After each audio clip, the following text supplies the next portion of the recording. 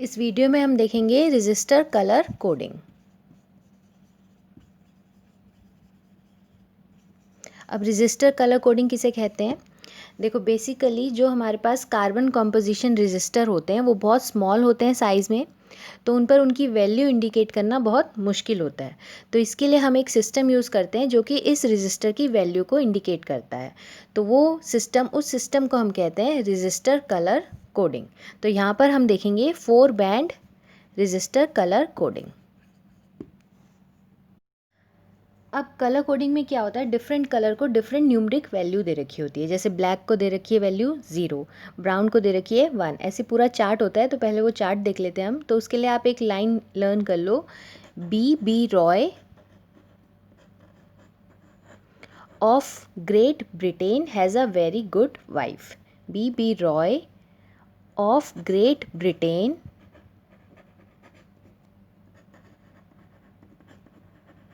Has a very good wife.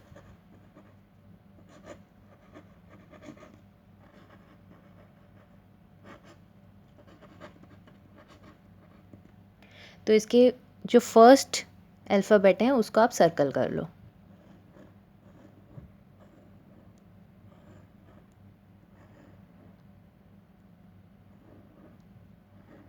तो इससे हम एक चार्ट बनाएंगे कलर्स का। तो पहले आ गया बी ब्लैक ब्राउन, फिर आएगा रेड ऑरेंज येलो, फिर आएगा ग्रीन, फिर ब्लू, फिर वॉयलेट, फिर ग्रीन ग्रे, फिर वाइट। ठीक है, तो आप इसे एक टेबल बना लो। ये लर्न करने का एक तरीका है, मेथड है। बी हो गया। अब R O Y G B V G और डब्लू। ठीक है, तो ये कलर कोडिंग का टेबल हो गया। इसको आप पूरे कलर्स लिख लो अब। Red orange yellow green blue violet grey white. तो यहाँ से स्टार्ट हुआ 0 से 1 2, रेड का हो गया 2, ऑरेंज हो गया 3 4 5 6 7 8 9। तो 0 से लेकर 9 तक ये कलर्स की कोडिंग है। मतलब इस कलर को हम 0 नंबर देंगे, ब्राउन को 1, मतलब इसकी न्यूमरिक वैल्यू 1 हो गई, रेड की होगी 2, ऑरेंज की 3, येलो की 4, ग्रीन की 5, ब्लू की 6, वॉयलेट की 7, ग्रे की 8 और वाइट की 9। तो ये आपको लर्न होने चाहिए इसके लिए। अब कलर कोडिंग में क्या होता है, जैसे ये हमारे पास एक रजिस्टर है, इसमें यहाँ पर 4 कलर के बैंड्स लगा दिए जाएंगे। ठीक है, जो कि इस रजिस्टर की वैल्यू को इंडिकेट करेगा। फर्स्ट बैंड बताएगा फर्स्ट डिजिट, पहली डिजिट, मतलब जो वैल्यू आ रही है कितने ओम का रजिस्टर है उसकी फर्स्ट डिजिट कौन बताएगा, फर्स्ट बैंड, उसका कलर बताएगा। सेकंड बैंड का कलर बताएगा उसकी सेकंड डिजिट। थर्ड बैंड का कलर बताएगा मल्टीप्लायर। मल्टीप्लायर मतलब कितने ज़ीरो ऐड करने हैं हमने after these 2 digits, in 2 digit के बाद कितने ज़ीरो ऐड करने हैं उसके आगे, वो बताएगा हमें थर्ड बैंड। फोर्थ बैंड बताएगा टॉलरेंस।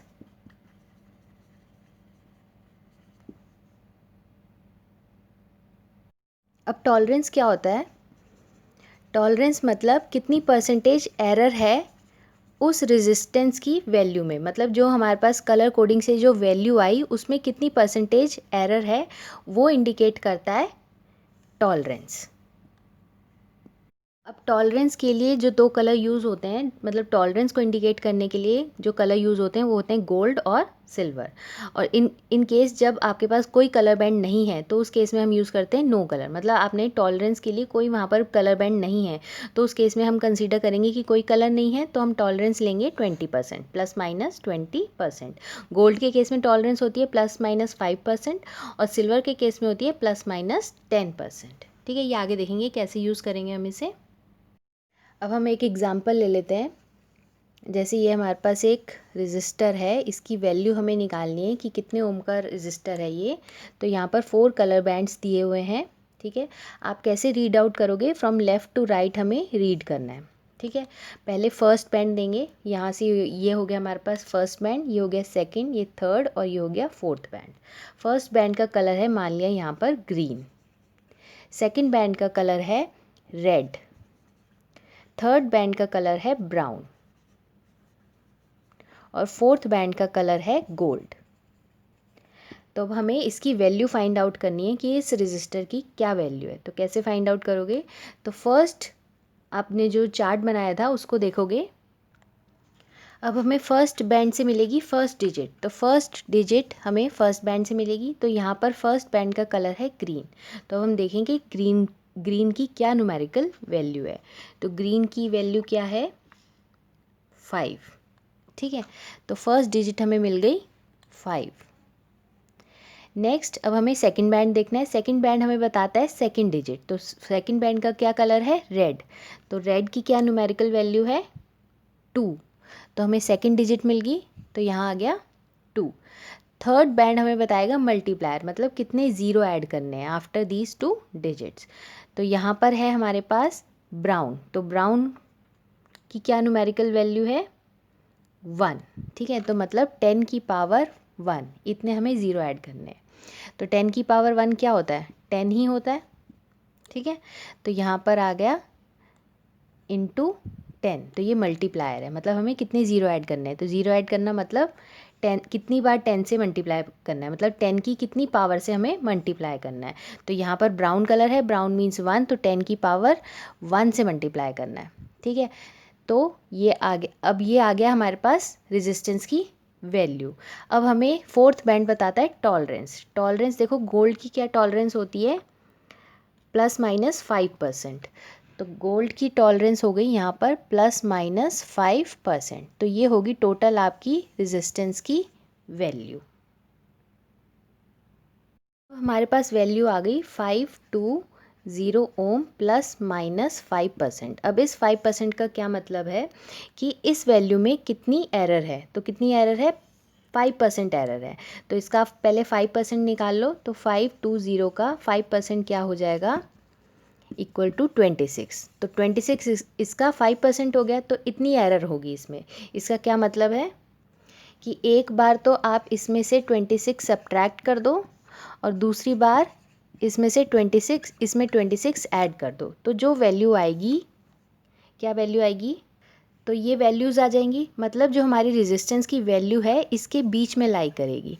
494 ओम से लेकर 546 ओम तक हमारी वैल्यू लाई कर सकती है, मतलब एग्जैक्ट ये वैल्यू ना होके इतनी परसेंटेज एरर हो सकती है उसमें। तो ये टॉलरेंस जो ±5% जो इंडिकेट कर रहा है टॉलरेंस, ये दिखाता है कि इतनी एरर हो सकती है इस वैल्यू में जो हमारे पास वैल्यू आई, मतलब जो हमारा रेजिस्टेंस है इस रेंज के अंदर लाई करेगा, ठीक है। तरीके से आप कलर कोडिंग से आप एक रजिस्टर की वैल्यू फाइंड आउट कर सकते हो। तो 4 बैंड्स होते हैं, ये 4 बैंड्स आप लेफ़्ट से राइट रीड आउट करोगे। पहला बैंड बताता है फर्स्ट डिजिट, सेकंड बैंड बताता है सेकंड डिजिट, थर्ड बैंड बताता है मल्टीप्लायर, फोर्थ बैंड बताता है टॉलरेंस। मल्टीप्लायर मतलब 10 की कितनी पावर से हमने इन पहली 2 डिजिट को मल्टीप्लाई करना है, ठीक है।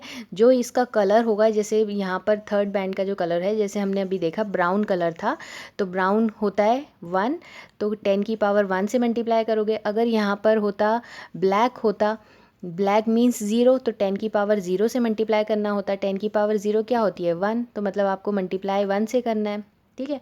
तो इस तरीके से आप कलर कोडिंग यूज़ करके एक रजिस्टर की वैल्यू फाइंड आउट कर सकते हो। Thanks for watching.